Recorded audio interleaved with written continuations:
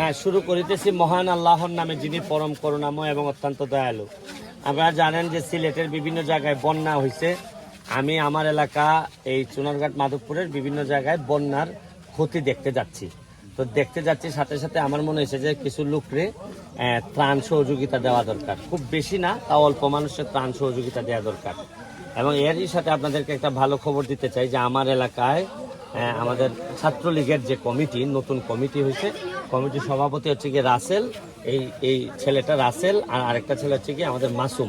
তারা সভাপতি সেক্রেটারি হয়েছে এবং এখানে নতুন কমিটির সাংগঠনিক সহ যারা আছেন, তো তারা কমিটি পাওয়ার পর, নেতা হওয়ার পরেই তারা যখনই আমার কাছে আসছে আমার দোয়া নিতে, আমি বলছি যে দোয়া আসলে শুধু আমি এমপি সাহেবের দোয়া নিলে হবে না।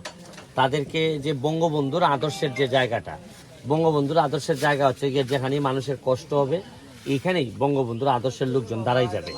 তা আমার অত্যন্ত ভালো লাগতেছে যে নতুন কমিটি সবাই মিলে আজকে নিজেরা ম্যানেজ করে একটা ত্রাণ, এই যে প্রায় 300 প্যাকেটের মতো ত্রাণ এই যে মানুষের জন্য নিয়ে আসছে।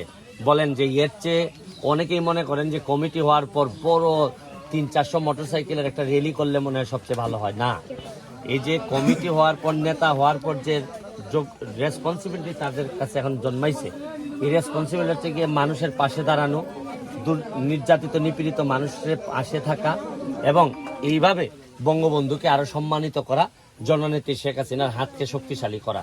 তারা দেখেন এই ত্রাণগুলা নিয়ে এখন মানুষের কাছে যাবে।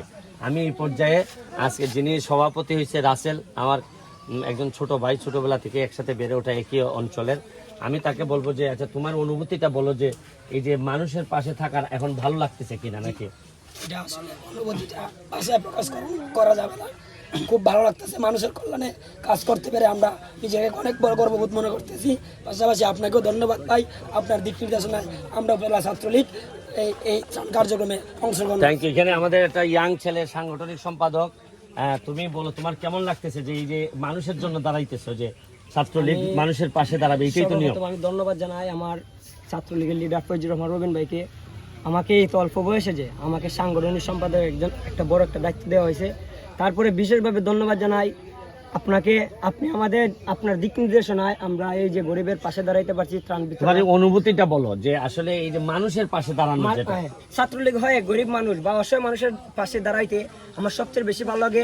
আমি সব সময় যেন আমি গরিব বা সবার পাশে সবসময় থাকতে পারি ছাত্রলীগ হয়ে। Thank you, thank you. Zaki, তুমি দুই এক কথা বলবা যে তোমার কেমন লাগতেছে? তুমি আসলে ছাত্রলীগের একজন সাংগঠনিক সম্পাদক হওয়াতে আমার অনেক আনন্দিত লাগছে। আর আমরা এমন একজন এমপি পাইছি যাকে অনুসরণ করে আমরা মানবতার ফেরিওয়ালা, যাকে অনুসরণ করে আমরা গরিব দুঃখী মানুষের মাঝে ত্রাণ বিতরণ করতে পারতেছি। আমরা অনেক আনন্দিত যে আমাদের থ্যাংক ইউ, থ্যাংক ইউ। আমি আপনাদেরকে একটা কথা বলতে চাই, আমার এলাকার ছাত্রলীগরে আমি কিভাবে নিজে ছাত্রলীগ করে আসছি। আমি ছাত্রলীগের অ্যাসিস্ট্যান্ট সেক্রেটারি ছিলাম কেন্দ্রের।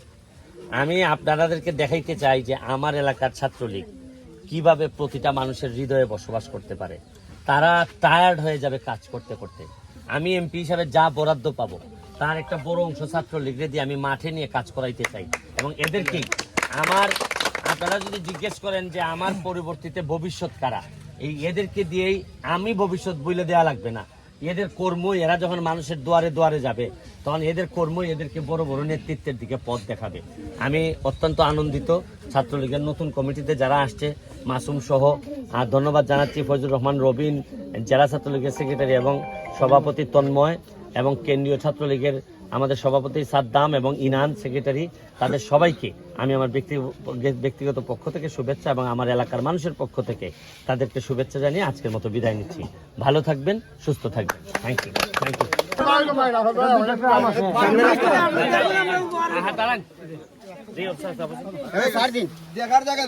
মানে আগে এম দিয়া আছে সুজা, এটা বাংছে রাস্তা মতো গলা ভাঙি হয়েছে অনেক জায়গা।